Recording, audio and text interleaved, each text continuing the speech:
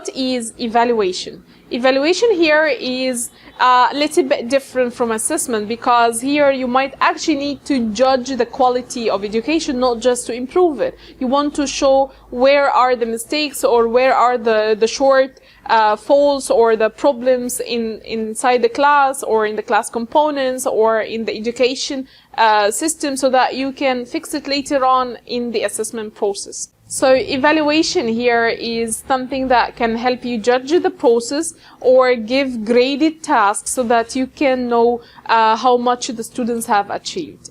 Now we got these two terminologies, assessment and evaluation, and we said that assessment not necessarily is graded, but evaluation is graded. Assessment is something to be done to improve the quality of education, but evaluation not necessarily to improve, but more to judge the quality of education.